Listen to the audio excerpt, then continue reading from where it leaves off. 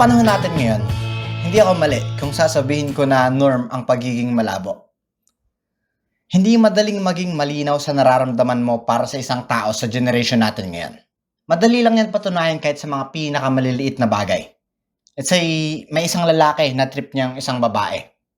Back then, ang unang gagawin ng isang lalaki kapag trip niya yung isang babae is automatically i-approach niya to.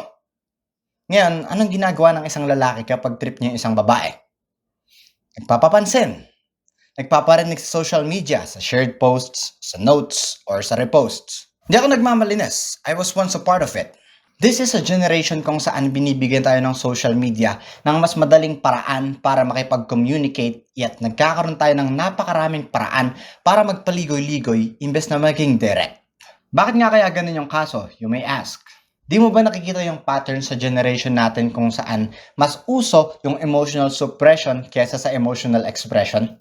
Sa mga buzzwords pa lang o yung mga salitang nauso tulad ng slow burn or wag na tayong lumayo dun sa very common na situationship o yung more than friends, less than lovers na dynamic. Ewan ko, personally hindi ko yan trip and ayokong pumasok sa ganyang klase ng gulo.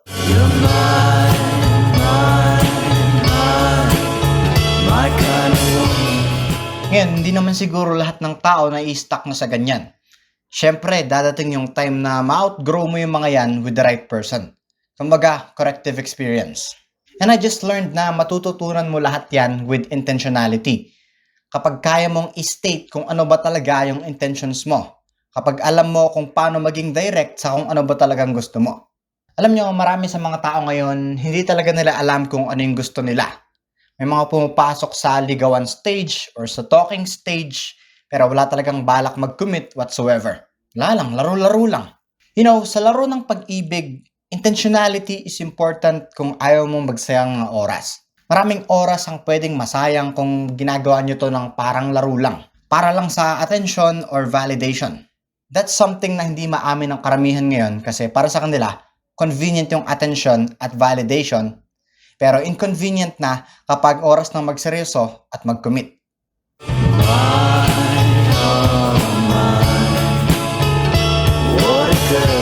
You know how some people do things for us kasi feeling nila kailangan nila or dahil napipilitan lang sila? Well, hindi kasi lahat ng oras makakaranas ka ng sincerity. Tayong mga tao, meron tayong identity and kadikit nun yung merit natin. Kung ano yung kaya natin gawin o kung ano yung kaya natin ibigay. And unfortunately, may mga tao na magugustuhan ka lang para sa kung anong kaya mong ibigay. Hindi para sa kung sino ka talaga. And with sincerity, hindi mo yun madadamay.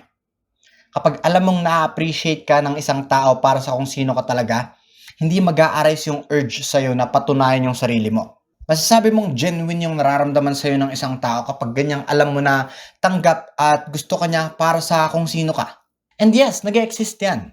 And mararanasan mo lang yan kung ititigil mo ng mag-settle para sa mga taong malabo. Oh, why can't we for once say what we want? Nung sinabi ni Nikki na, oh, why can't we for once say what we want, say what we feel, I felt that. People nowadays are out there pinapangunahan ng takot. Ang daming what ifs. Baka ganito, baka ganyan. Wala pang nangyayari, ang dami nang iniisip. Pero sobrang understandable naman kasi napaka-common sa generation natin ngayon na masaktan. Dahil common ang mga setups ngayon kung saan pro ng isang tao na masaktan. Dito na pumapasok yung courage. Iba yung pagiging bobo magmahal sa pagiging courageous. Siguro oo, bobo ka kung alam mo nang walang direksyon sa buhay yung tao at alam mong sasaktan ka lang pero nag-go ka pa rin. But when you have courage in love, matututo kang magtiwala. Matututo kang isantabi muna yung mga takot. Kasi hindi naman lahat ng tao na nagugustuhan natin ay ginawa para saktan tayo. Paano ka makakaranas ng tunay na pagmamahal kung lagi kang pinapangunahan ng takot? Sugal talaga yung pag-ibig. Hindi mo mararanasang manalo kung hindi ka susugal in the first place. Take a chance with me. Kung kailangan mo magsinungaling tungkol sa mga needs mo para lang hindi ka magmukhang too much, love ba talaga yan? Love should feel honest. At kapag hindi ka kinaya ng isang tao for your honesty, masasabi mo ba talagang kawalan siya? Kung di ka man tanggapin, edi nabawasan yung mga taong hindi ka tanggap. Mas gusto mo bang magstay sila kasi tanggap nila yung version mo na gusto nilang makita, pero hindi talaga nila tanggap yung tunay na ikaw? Ang honesty nagsisimula sa pagiging totoo sa sarili mo. Totoo ka sa sarili mo na hindi mo kailangan baguhin yung pagkatao mo just to please someone. Hindi ko alam kung matatawag pa ba yun na love kung imbes na mapalapit ka sa tunay na sarili mo, napapalayo ka na sa tunay na sarili mo para lang matanggap ka. Remember, kapag kailangan mo mang impress para lang mahalin, that's not love. That's performance. Hindi mo kailangan putulin ng parte ng sarili mo para lang mahalin.